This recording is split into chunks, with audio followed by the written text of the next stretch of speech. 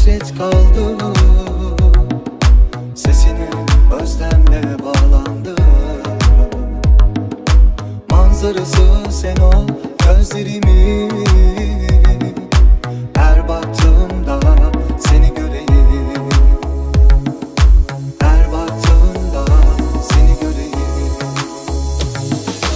Yağmurlu bir gün, ışıklar kapalı, sokaklar tenha, yüreğim yaralı.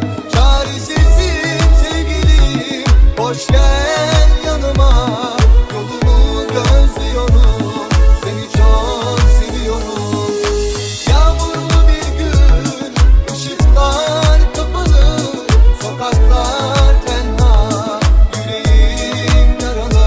Çaresizim sevgilim, hoş gel yanıma. Yolunu gözlüyorum, seni çok seviyorum. Yolunu gözlüyorum, seni çok seviyorum.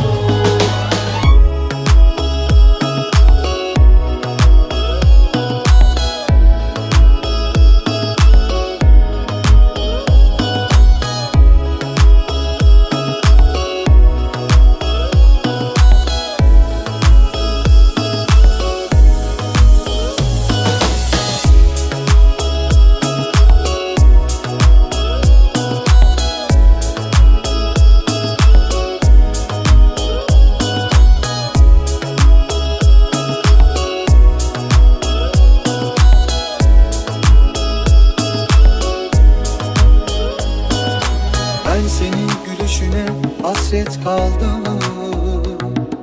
Sesine özlemle bağlandım.